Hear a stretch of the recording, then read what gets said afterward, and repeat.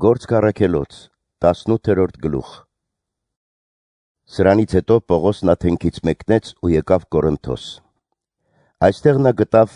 Ակյուղաս անունով մի հրեայի ծագումով Պոնտացի, որն իր կնոջ Պրիսկիլայի հետ նոր էր եկել Իտալիայից համաձայն Կլավդիոս կայսր հրամանի, որով բոլոր հրեաները Հռոմից պետք է հեռանային, եւ հարեց նրանց։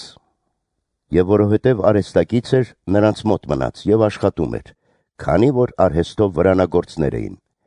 Նա ամեն շաբաթ օր քարոզում էր ժողովարանում, համոզելով հրեաներին ու հեթանոսներին։ Երբ Շիղան եւ Տիմոթեոսը Մակեդոնիայից եկան, Պողոսը հոգու կողմից ավելի էր մղվում հրեաներին վկայությամբ փաստելու, որ Հիսուսն է Քրիստոսը։ Իսկ երբ նրանք ընդդիմացան ու հայհոյեցին, Պողոսը հագուստները թափ տվեց ու ասաց. «Ձեր արյունը ձեր գլուխը, ես անպարտ եմ, այսուհետ հեթանոսների մոտ եմ գնում»։ Եվ այնտեղից ելնելով մտավ մեկի տունը, որի անունը Տիտոս Ուստոս էր, աստվածապաշտ մարդ, որի տունը ժողովարանին կից էր։ Կրիսպոս ժողովրդապետն իր ամբողջ տնով հավատաց Տիրոջը։ Նաև կորինթացիներից շատերը նրան լսելով հավատացին ու մկրտվեցին, եւ Տերը գիշերով տեսիլքի մեջ Պողոսին ասաց. «Մի վախեցիր, այլ խոսիր եւ մի լռիր, քանի որ ես քեզ հետ եմ, եւ ոչ ոք քեզ վրա չպիտի հարձակվի քեզ վնասելու համար, քանի որ այս քաղաքում ես բազում ժողովուրդ ունեմ»։ Եվ նա այնտեղ մնաց 1 տարի ու 6 ամիս, նրանց ուսուցանելով Աստծու խոսքը։ Աքայացիների բդեշխի փոխանորդ Գաղիոնի օրոք հրեաները միաբանվելով Պողոսի դեմ ելան ու նրան ատյան բերեցին ասելով. «Սա մարդկանց դրդում է, որ օրենքին հակառակ եղանակով պաշտեն Աստծուն»։ Եվ երբ Պողոսը պատրաստվում էր բանալու իր բերանը, Գաղիոնը հրեաներին ասաց. «Ով հրեաներ, եթե որևէ անիրավություն կամ միջարանենք խարդախություն եղած լիներ, պատեհ էր, որ ես ձեզ անսայի, բայց եթե խնդիրներ կան խոսքի, անունների եւ կամ ձեր օրենքների մասին, դուք ինքներդ քննեք, քանի որ այդպիսի բաների դատավոր լինել չեմ կամենում»։ Եվ նրանց ատյանից դուրս արեց։ Իսկ բոլոր հույնները ժողովրդապետ Սոսթենեսին բռնելով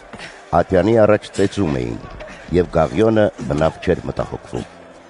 Իսկ Պողոսը դեռ շատ օրեր մնալով եղբայրներին հրաժեշտ տվեց ու նավարկեց դեպի Ասորիկ։ Նրա հետ էին նաև Պրիսկիլլան եւ Ակյուղասը։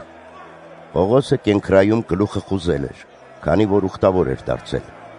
Եփեսոս հասնելով նրանց այնտեղ թողեց, իսկ ինքը ժողովարան մտնելով խոսքն ուղեց հրեաներին։